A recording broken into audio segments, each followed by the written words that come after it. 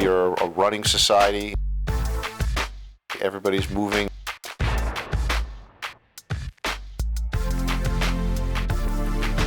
Grabbing fast food as opposed to eating healthy.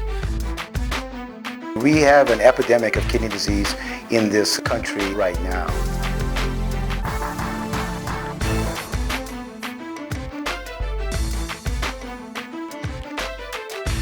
Obesity leads to kidney disease. Obesity leads to diabetes. Obesity leads to hypertension.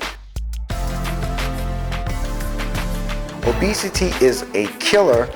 We now have the highest incidence of obesity in the world. The typical patient that's waiting for a transplant on dialysis has a life expectancy somewhere between 4 and 5 years. The number one problem in transplantation today is the shortage of donors. And we've got to do two things: increase donation rates and live healthier lifestyles. We have an epidemic of kidney disease in this country right now. It's estimated that between 17 and 20 Americans die every day from chronic kidney disease. The wait list for people needing a transplant stands at about 90,000 and counting. It's a well-known fact that a person with 2 kidneys can donate one and still live a healthy and productive life with 1 remaining kidney. But yet, the need for donors to come forward is great. Chronic kidney disease doesn't discriminate. It can strike anyone. But research has shown that Black Americans are most at risk. In fact, many people, especially those in the Black community, may have chronic kidney disease and don't know it.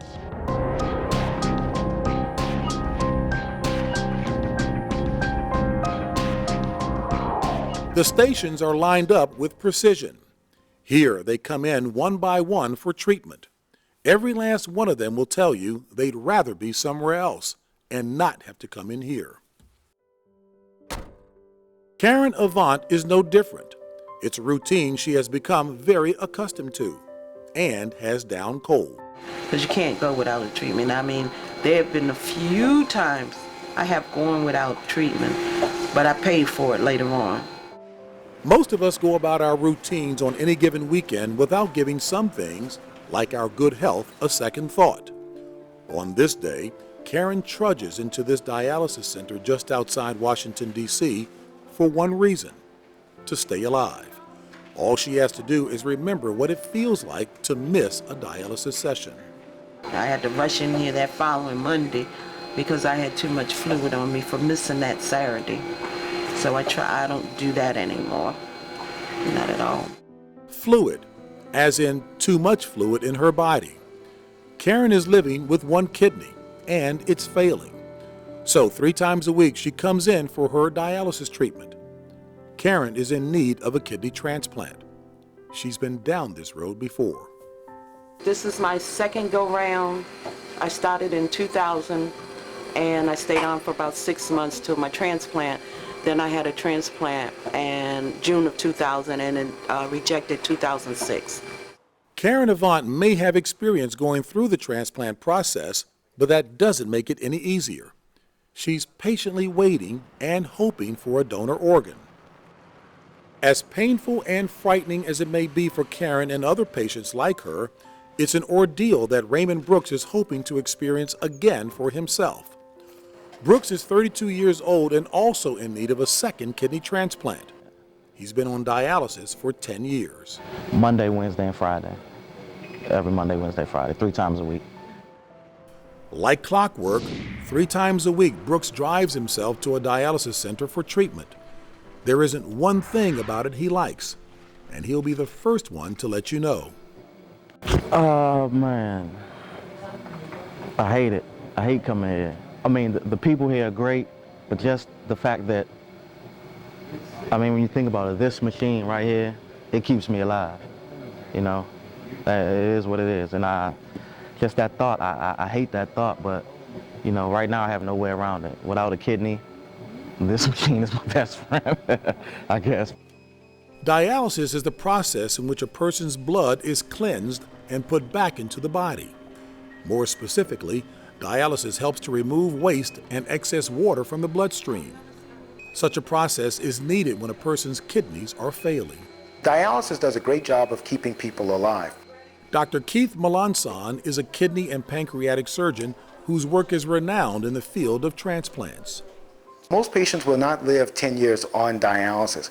Statistics are good for group populations, but it doesn't tell you anything about the individual. So there are individuals that take very good care of themselves, follow the directions of their physicians and healthcare professionals, and can live on dialysis a very long period of time.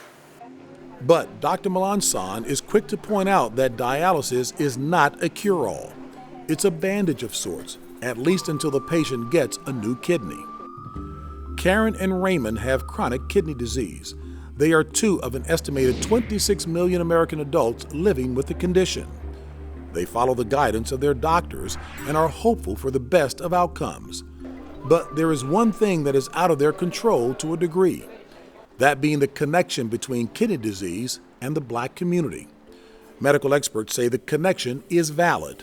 The question is, why? Kidney disease in African Americans are associated in many different ways. I guess the first thing is that African Americans, because of their predilection to hypertension, diabetes, and obesity, have the highest incidence of end-stage renal disease in the United States of America. Dr. Clive Callender is the chief of transplant surgery at Howard University Hospital in Washington. Having end-stage renal disease twice as much as other ethnic groups, so that there's a tremendous association of African Americans and kidney failure. The statistics are alarming to say the least. According to the National Kidney Foundation, about 29% of all patients treated for kidney failure in the U.S. are Black. In fact, diabetes and high blood pressure are the leading causes of kidney failure in the Black community, with more than 40% of Black Americans believed to have high blood pressure, many of whom don't even know it. That bears repeating. More than 40% of Black Americans have high blood pressure, and many of them don't know it. And the consequences could be severe, even deadly. Chronic kidney disease is a situation where, is it high blood pressure or diabetes? What happens is, over time, a continual injury is happening to the kidney. With high blood pressure, it's not something that is going to present a problem within weeks, months, or years, but over time, that high blood pressure causes damage slowly to the kidneys. Even diabetes, because so many people think that their diabetes is just a minor thing and may ignore it for many years until they have really bad side effects. And really what should be happening is people that have high blood pressure, people that have diabetes, they need to be getting that under control very early. Getting it under control early means getting the word out. Health professionals admit the task is daunting when it comes to educating people about the warning signs of kidney disease. The job becomes even more difficult when it comes to convincing people who otherwise feel good that something could still be wrong. Michael Davis says he never saw it coming. I've never been sick. One morning I was on my way to work, and I had like a really sharp pain behind my left eye, and I was going to go to work, but I decided to just go to the hospital instead. And when I went in there, I signed in, took my vitals and everything. Once she took my vitals, that's when she noticed I had a blood pressure of 224/175. And basically that's, when everything happened. Davis went on dialysis immediately. Oh, well, I'm allergic to needles and pain. I'll put it to you like that. So if you can imagine everything else, because I can show you what was part of what I went on through, as far as dialysis. They put my fistula in my arm here, and right here, these are basically 2 points where they would take and stick me. One needle would go in to this is actually the return needle, and this needle here was actually the needle that pulls the blood out. Davis was placed on a wait list and eventually got a donor kidney. But early screenings and a routine physical could have gone a long way toward preventing what he had to go through. You can help yourself by living a healthier lifestyle, by getting your urine screen done for protein as soon as possible, getting your blood pressure checked twice a year after the age of 12, checking your urine for sugar to see if you have diabetes. And if you then add to that eating healthier foods, eating less fat, less fried foods, eating more fish, less red meat, exercising 5 times a week for 30 minutes a day. And if you've been diagnosed with symptoms, Most of the people that are going to develop kidney disease are developing it because their high blood pressure and their diabetes was not under good control. So you could actually prevent the development of kidney disease by taking very good care of yourself. That means going to see a doctor regularly, taking your medication. Diet and exercise is very, very important. taking care of one's health is important. But there are instances when it can simply be a matter of genetics. If high blood pressure or diabetes runs in your family, then you could be at risk of developing kidney disease, no matter how healthy a lifestyle you lead.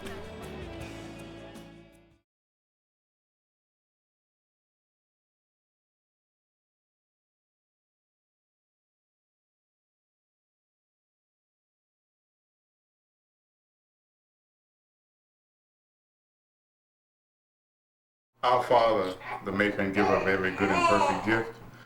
There are other cases when a form of kidney disease can strike without any known family history behind it.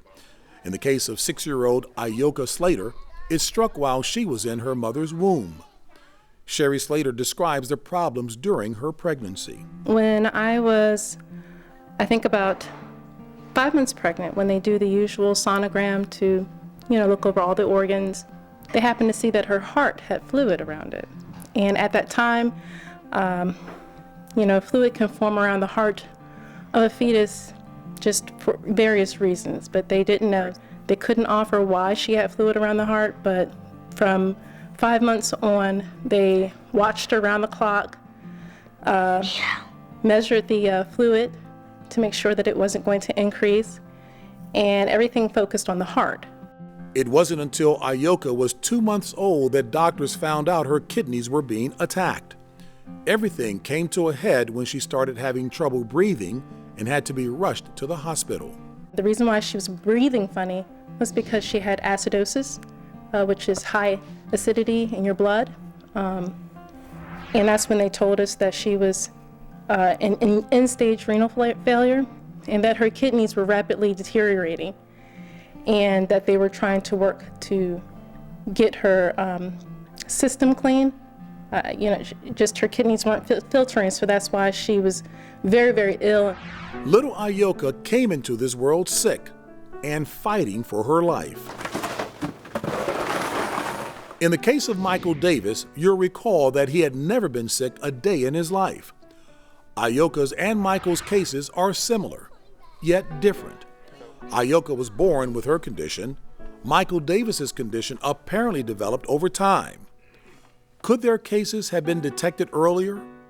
Perhaps.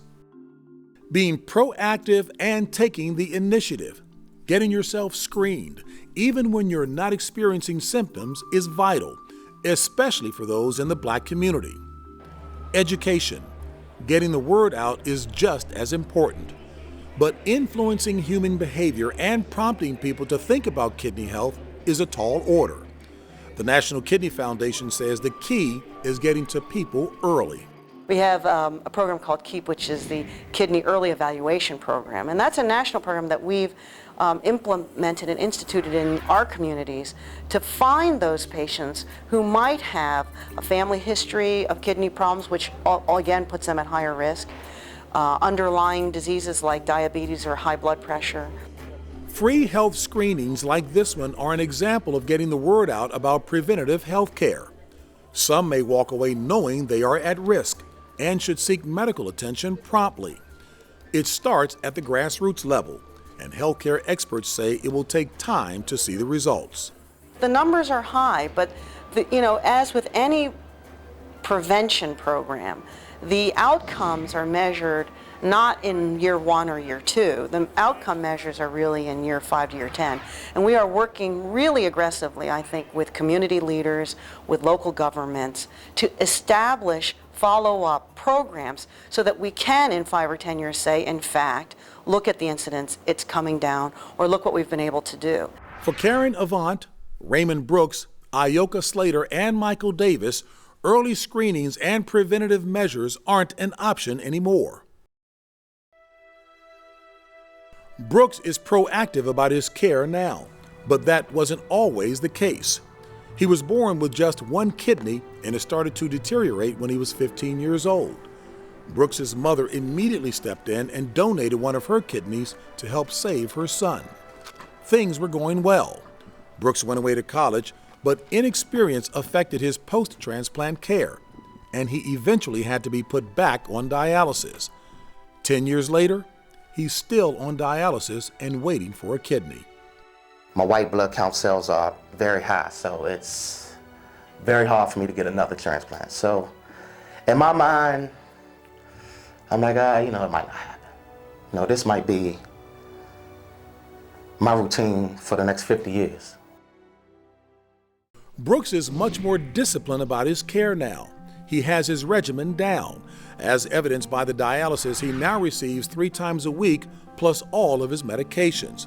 But the effects of dialysis vary from person to person. You remember seeing Michael Davis's arm. Those pictures on their own tell the story. The sessions also sometimes take a toll on Brooks. It's hit or miss on how he comes out feeling after each treatment. On this particular day, he's exhausted. The same goes for Karen Avant. It doesn't help matters when you have an aversion to needles. I felt a little relief because I know that the fluid is going to be taken out of me. Also, I'm just still nervous with the fact of being hooked up because I don't like needles. Nerves and anxiety are just 2 of the many emotions kidney disease patients feel as they seek treatment and wait for a donor organ. But oftentimes, you'll find that it takes a toll on friends and family as well. Understandably, they say it's extremely difficult to see their loved ones in pain. Hazel Harris is Raymond Brooks' mother. You'll recall she donated a kidney to her son when he was 15 years old.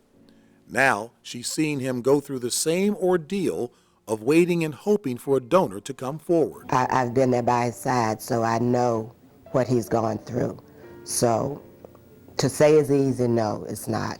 But living with it, we are adjusting, but it's not easy. It's not easy. It's hard. I can when he takes his medications, I know that it's something that he needs to keep him going. A cold chill go through me every time I see him take it, because I know that he needed to live, but for a young person to go through that, it's really hard. Sherry Slater echoes that sentiment. She talks about feeling an overwhelming sense of guilt when she thinks back about being pregnant with her daughter, Ioka. I had 3 sons, and 3 sons, and they were all healthy. And I just blamed myself. I thought, maybe I just didn't take care of myself well enough. Maybe I should have stayed out the lab because I'm a chemist. But because I had worked through with my first 3, I just didn't think it was any differently, so I did blame myself at first.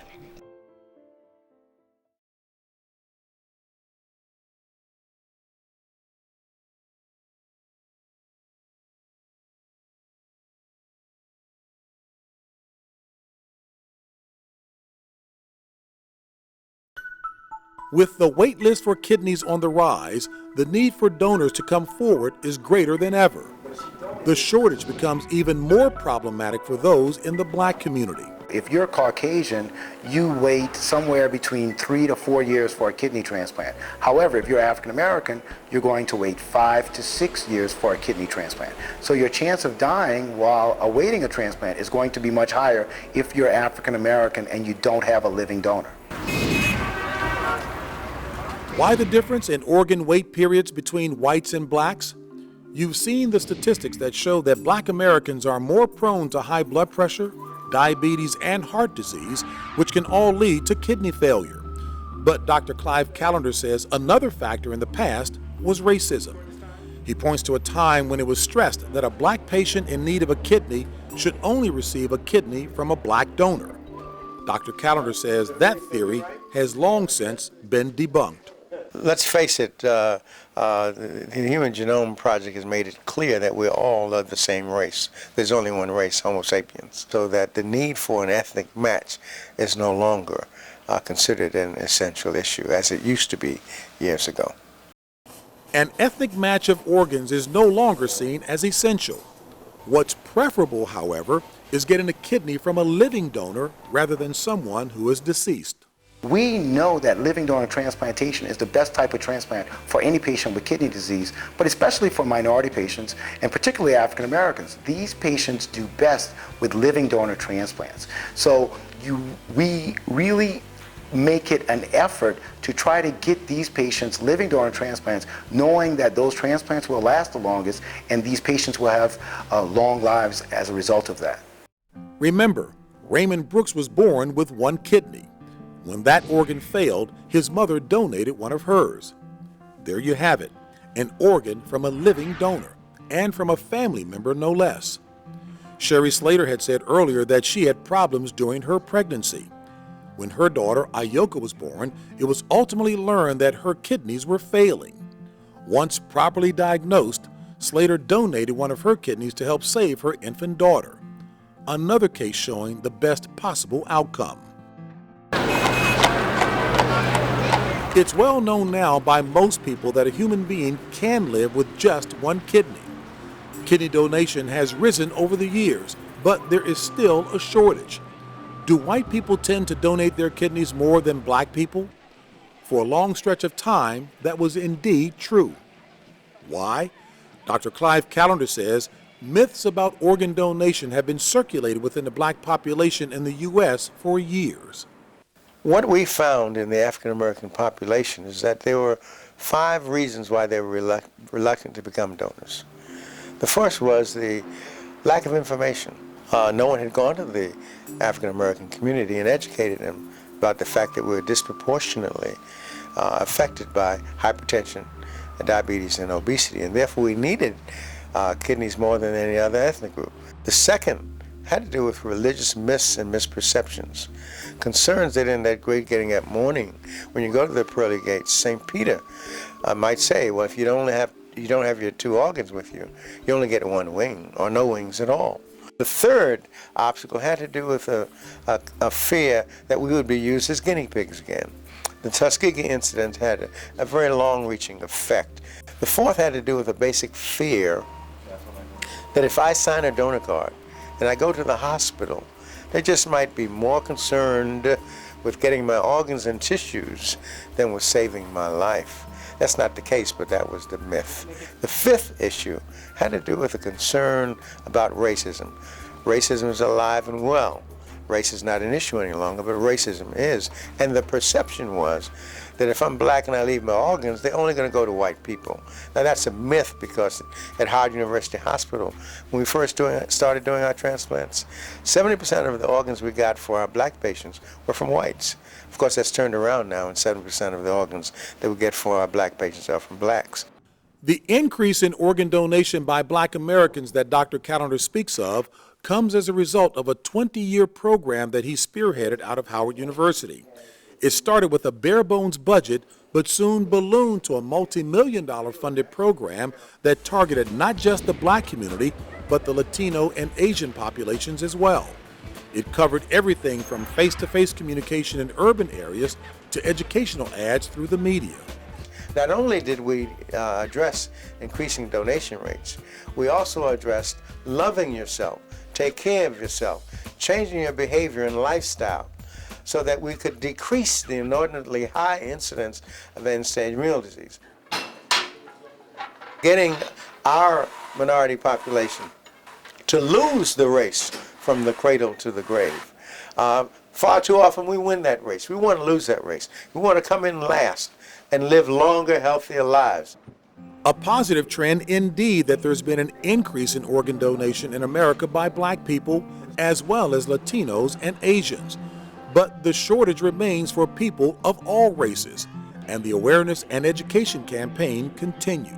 If we can reduce the wait by education campaigns that stress, how a kidney donation really occurs and demystifying the process, making sure people understand that it's not some sort of, backroom illegal procedure, that it's a well-established medical treatment, that it occurs every day in this country, and that we have skilled physicians and surgeons who do these procedures. It really is life-saving.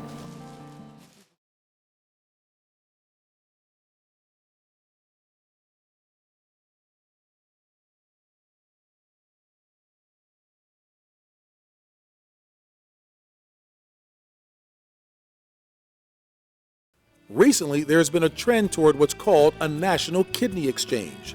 One such exchange was held in 2010 in Washington, D.C., a fitting location since Washington has the highest rate of end-stage kidney disease per capita in the country, according to the National Kidney Foundation. We were very proud to have been a part of another very large paired kidney exchange.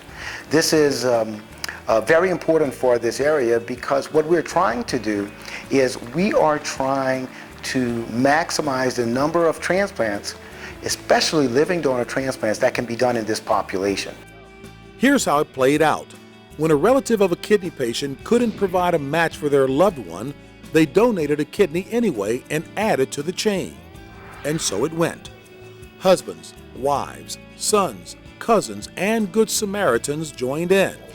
When all was said and done, 32 people took part, 16 donors and 16 recipients. The end result was this. We're going to Jordan Bro.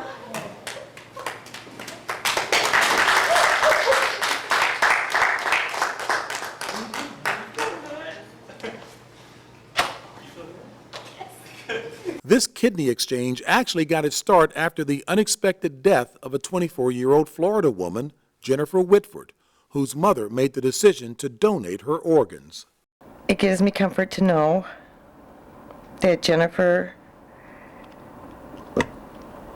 helped someone who really needed her. And I'm glad that in her lifetime, she had a chance to make a difference. And I thank you. We know that this extends life. And one of the things that we were most proud about was the fact that so many of those patients were minority patients, number one. And then number two, a lot of those patients were very young. And these young people, when you transplant them and you return them to be active members of society, you're not only doing something for them or their families, but you're doing something for society as a whole. Organ donation on a grand scale. But let's not forget the one-on-one cases. And I said, that can't be. I'm a healthy 26-year-old, there's no way. And they repeated the test twice, and sure enough, in fact, I was having the beginnings of kidney failure. The year was 1982. At 26, Ron Paul was the picture of health, with no history of kidney disease in his family. It was a very unusual situation. I actually was applying for a life insurance plan. And when I went through the normal process where you have a urine test and blood test, they came back and said that I had kidney failure. Never having kidney failure, any kidney problems throughout my entire family. It was just a very bizarre, unusual, never could figure out why situation. One of Paul's brothers stepped in and donated a kidney. That kidney lasted 19 years. During that time, he got married, had a family, and started a successful business that he runs to this day. Then he started having symptoms again. That's when a longtime friend and colleague stepped in with a look of determination. My partner and CFO in my real estate company, who was really part of my family. Kathy and I have worked together since 28 years now. And it was, she immediately reached out like my brother Stephen did and said, this is what I want to do. I always knew eventually that you would need another transplant, and I'm here. And if you know Kathy, you don't argue with Kathy. One look at Kathy, and you knew it wasn't up to Ron Paul anymore. I just approached it as, look, this is what I'm doing. You know, you can say whatever you want, but this is what I'm doing. He couldn't stop me. Nobody could really stop me. As long as the doctor said it was a go, I was totally there. White, black, Asian, Latino, Native American, Pacific Islanders. It doesn't matter. There's always a need for organ donors. And we're not just talking kidneys. People coming together for the greater good, to give the gift of life. Some 6 months have passed since we last talked with Karen Avant. Remember that she's been waiting for a donor kidney for the last 4 years. If she gets a new kidney, it would be her second transplant procedure. The call literally came in the middle of the night, and it was a whirlwind from there. A kidney was found from a person who recently died and left her organs for a donation as a gift. Karen was told to make preparations to come in as soon as possible. She described the emotions running through her as she was being admitted to the hospital. Fear, nervous, scared, everything. But the nurse held my hand. She prayed with me. Nervous. Hopefully that I was going to come through this. The anxiety of waiting and all of it, just everything just mixed together. You know, because when you're going through with anesthesia, you never know what's going to happen. Afraid, hopefully, that the kidney doesn't reject why it's being put in me, because that can happen. It was just a whole lot of emotions. Karen was in the hospital for a week, and she describes it as a nerve-wracking one. The whole time I was in there, I was afraid because I didn't want the rejection to happen. And it didn't. The kidney took. Karen came through the operation with flying colors.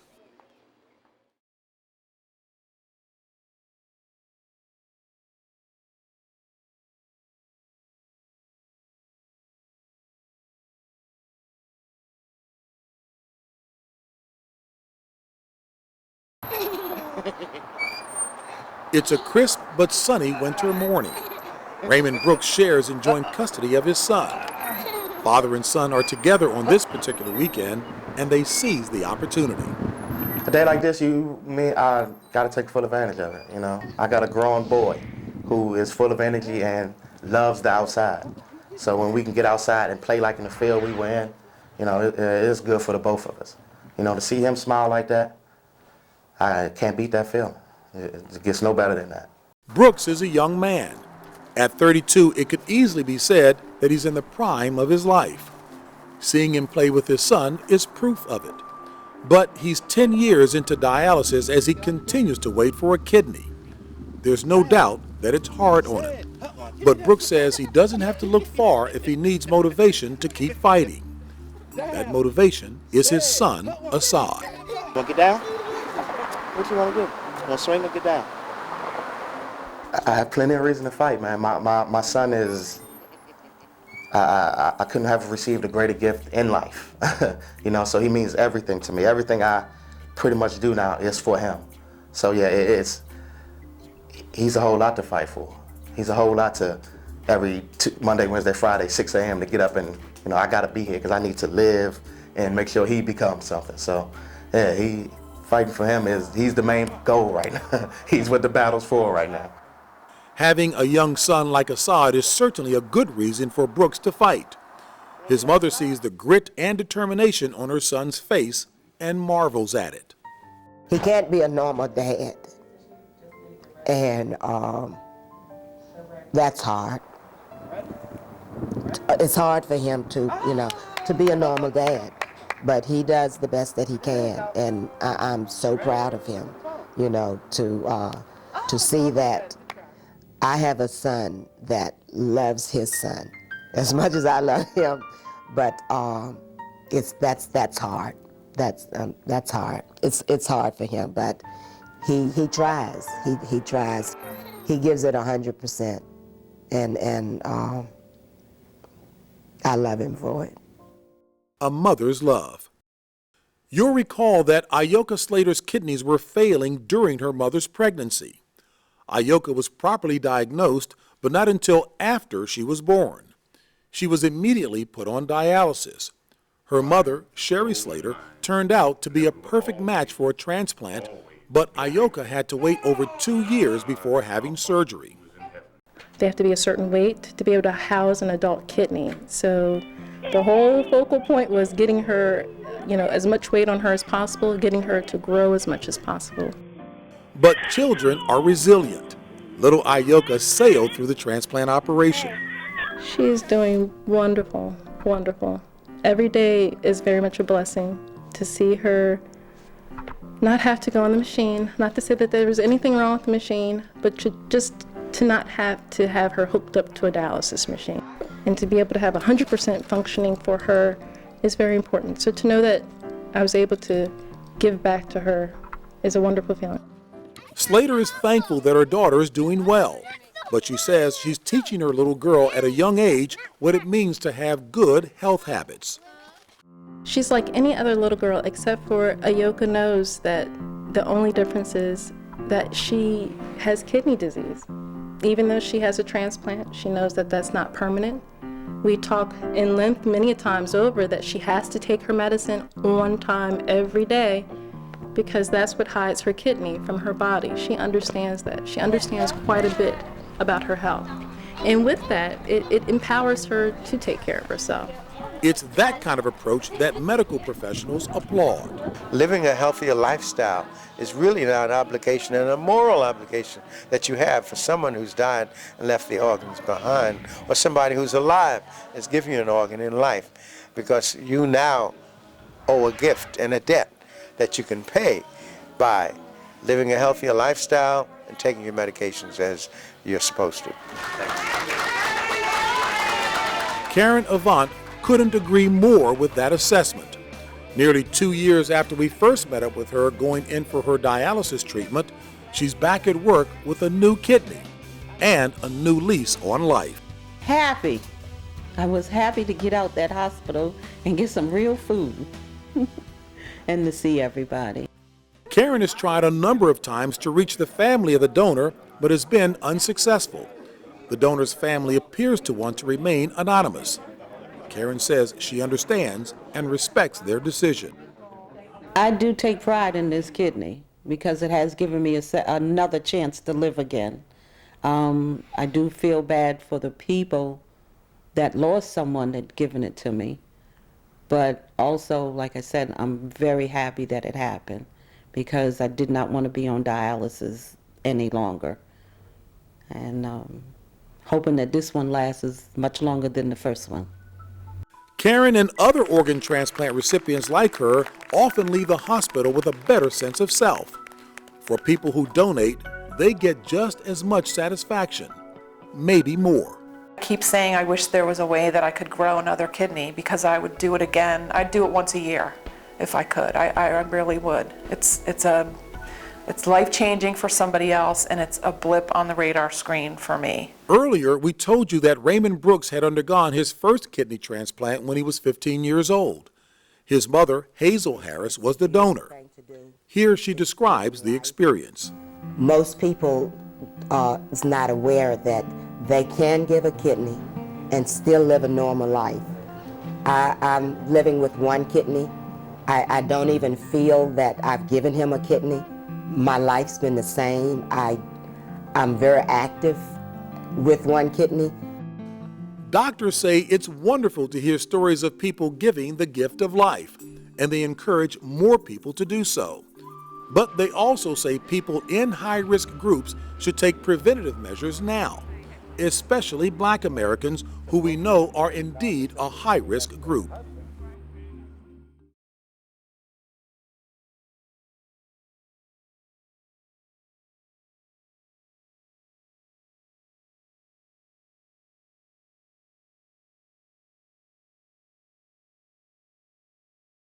People do not typically understand that obesity leads to kidney disease.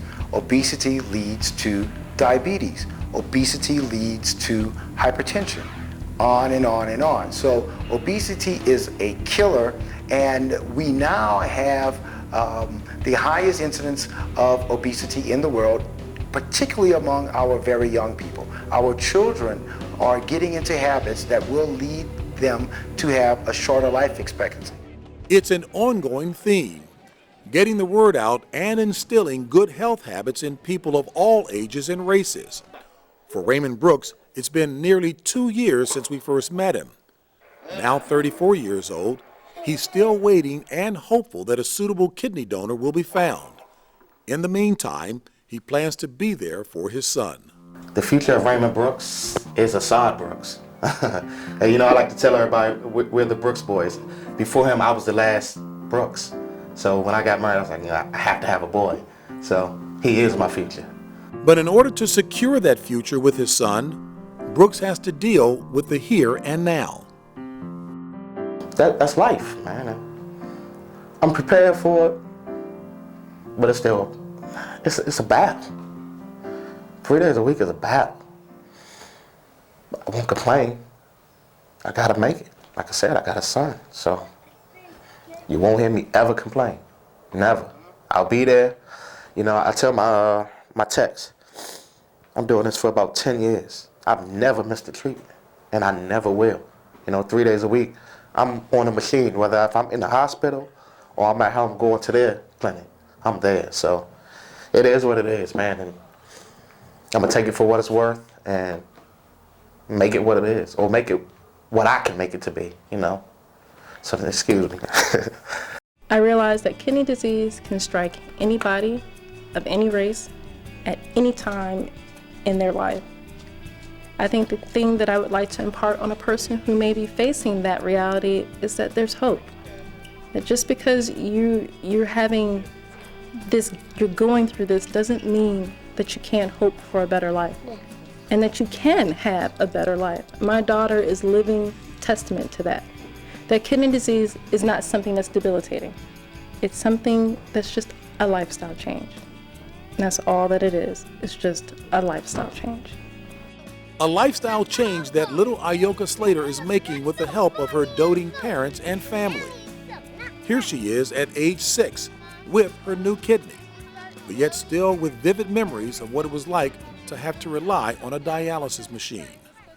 I don't want to be in the machine again. This is really serious. I'm very glad I got a kidney. I'm glad that Mom gave me one.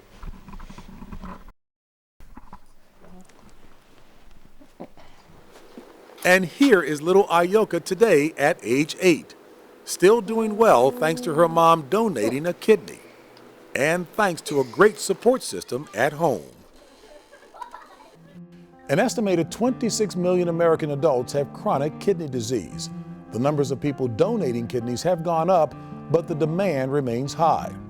Health experts stress the importance of getting screened early and often. People of all races. But statistics show that Black Americans are most at risk. Today, you've seen examples of how kidney disease can strike without warning. It is up to each one of us to take control and get screened. The sooner a person finds out, the better off he or she will be. Remember, many people may be walking around with kidney disease and don't know it. Knowledge is power. So get yourself screened so you know. I'm James Brown.